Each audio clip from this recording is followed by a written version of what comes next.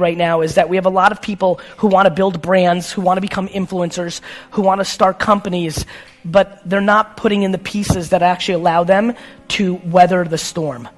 You know, the thing that I'm most proud of is the two biggest businesses I've ever built.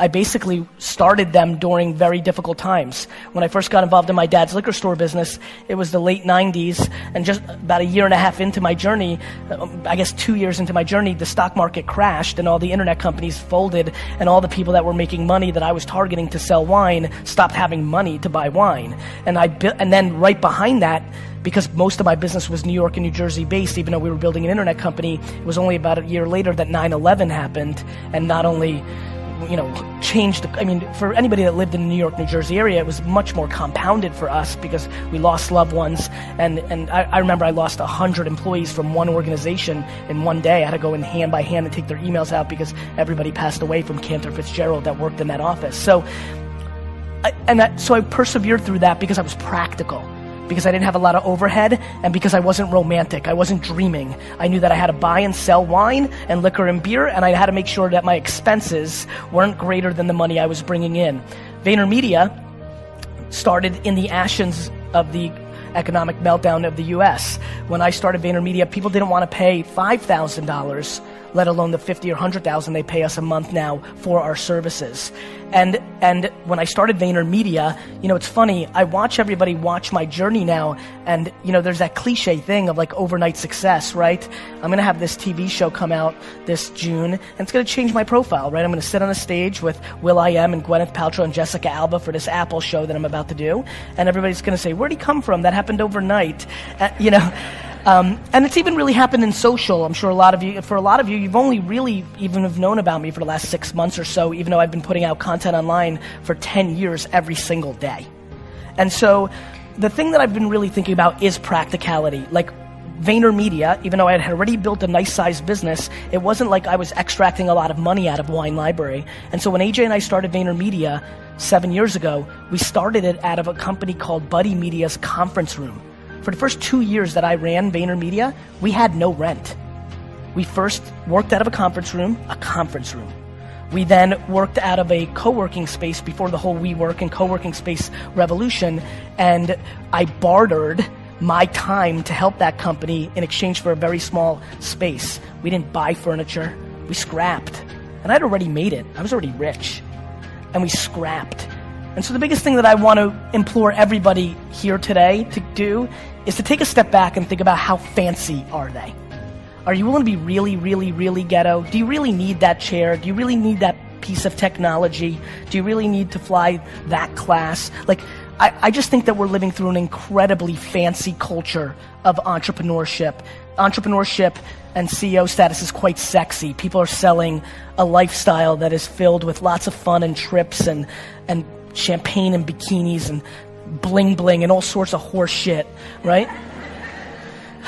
And I just think that era of this era is going to come to an end somewhere within the next 5 years. And very honestly, I just don't want a lot of people in this room that dream to build their own businesses to have to go work at a bank or go work at a retail store. And so I would highly recommend something that I think is stunningly not talked about enough, which is if you're building a business, you have to be making money.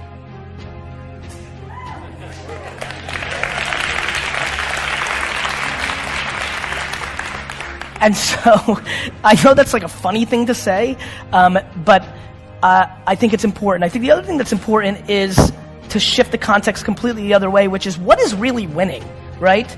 Like, what is the definition of winning? And I think we all have different definitions, right?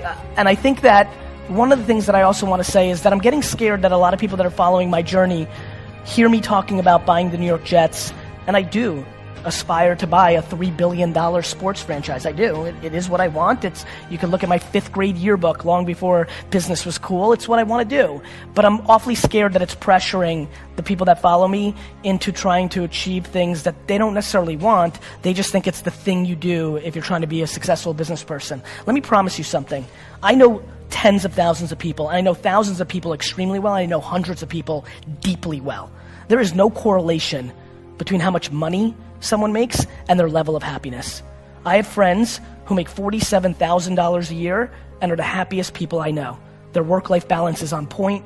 They're part of 2 soccer teams. They play video games. They watch every show they want. They take 2 vacations that they scrap together, and they're freaking happy as hell.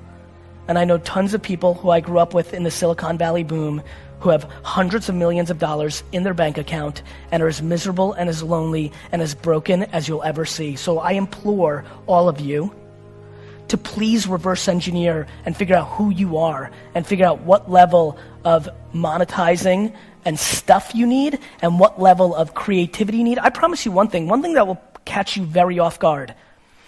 I should be way more rich.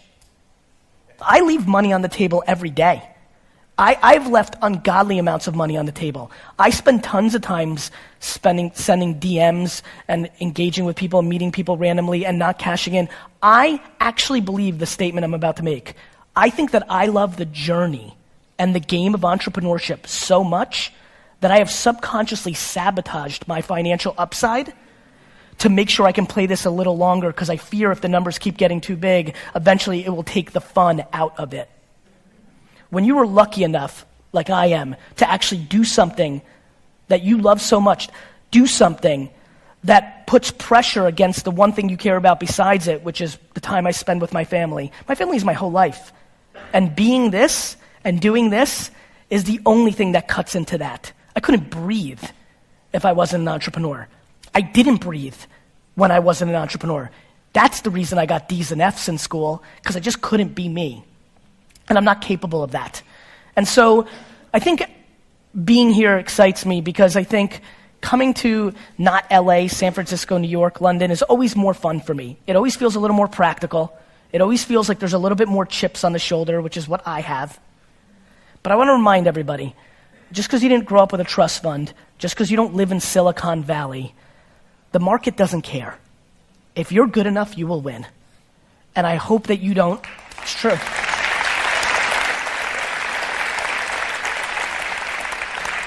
And if you sit around and ponder, well, if I didn't live here, or if my mom wasn't an alcoholic, or if I just learned about this earlier, or if I'd been following this person earlier, or if I wasn't born a woman, or if I wasn't born a minority, if you sit and do that, you are losing. You're not wrong. It's just that business and marketing and all this doesn't care. There's just no emotion in the market. That's it. And so I think we need to start having much deeper, much more serious conversations of practicality. You know, it's fun, and I love this space the most. But I loved it long before it was sexy. I loved it long before people wanted to take selfies with me. I loved it long before athletes and celebrities and rappers wanted to be entrepreneurs. I loved it long before that. It was my destiny. It was who I was. It was how I was wired. It was the only thing I knew. That's why the 40-year-old me ripped flowers out of yards and sold it. You don't read about being an entrepreneur at 5, 6, 7, 8, and 9. I didn't jump on this because it's cool now and it makes me money and girls. I did it because it's all I ever was. And I implore you, if you came here to be an entrepreneur, but this talk allows you to realize you're really an artist, or you're really a number 3 in a company because you bring this level of energy and you don't want to be a number 1, because let me promise you something about being a number 1.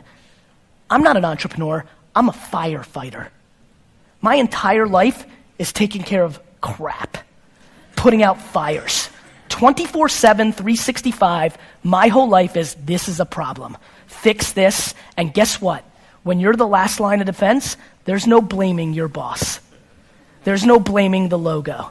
There's no blaming the government. It's all my fault. All of it. And so, it's super sexy, but what's not being talked about is the friends and acquaintances I have who've committed suicide in the entrepreneur land the last 4 years, because nobody talks about the downside. Everybody thinks they're going to be Zucks. Everybody thinks they're going to build Snapchat. Go look at the data. The data shows that the far majority of this room will not succeed, not even close to building an actual business. And I don't come here to be somber. I come here to remind you that there's only one thing you can do. The only thing you can do that can trump the moment mommy and daddy had sex to make you. The only thing that can trump that, the only thing that can trump your DNA, the only thing that is controllable, if you want it, if you want this, is work.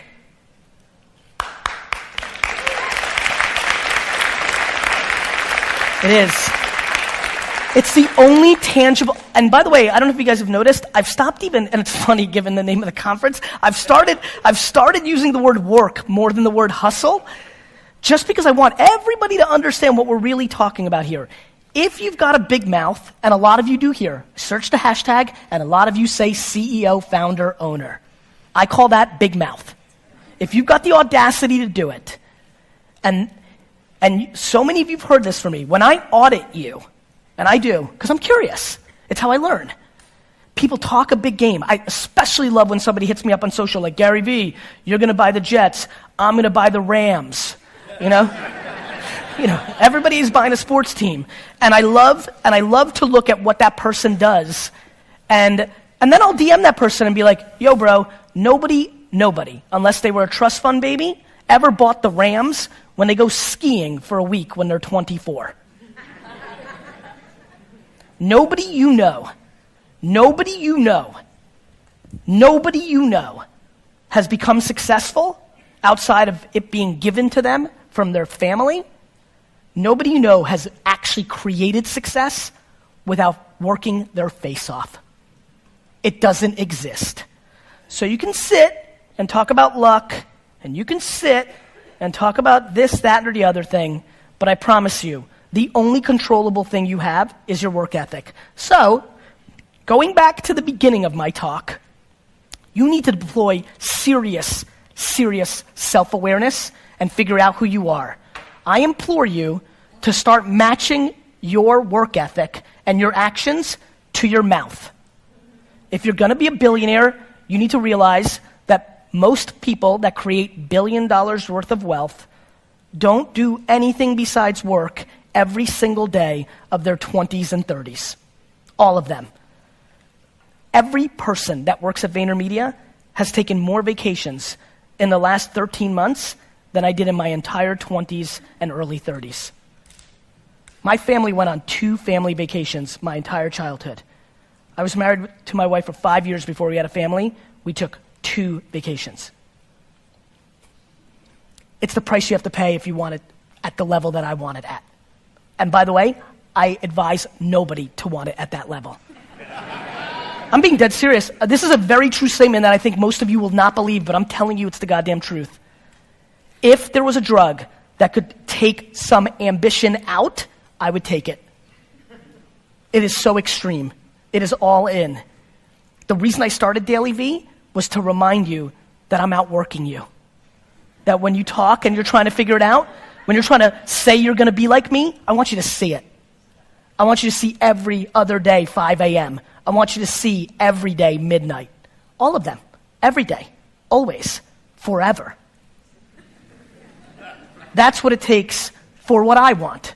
Good news is, between what I want and what is achievable and is considered unbelievably all-time happy is a big gap. So there's plenty of vacation time. I know tons of people with vacation time. I know tons of people with work-life balance. I know tons of people that do tons of fun activities and that make 7 figures, millions of dollars a year and love it. I'm playing for legacy. I'm playing for all time. I'm looking to impact every generation that comes behind me because I want to show that you can build all-time wealth, all-time greatness, doing it the right way and the old way. That's what I'm up to. So please make sure you understand that, and more importantly, make sure you understand yourself so that you can reverse engineer that blueprint and figure out where you fit within that and then deploy it. But I promise you, you will not get there with your big idea. I promise you, sitting around and saying, oh, I had that idea for Uber before Uber did. Nobody gives a shit. I've got every idea that's going to be successful over the next 100 years. It's all about AI and VR and AR and augmented and all this. I'll give them to you all. It doesn't matter because most of you won't execute against it.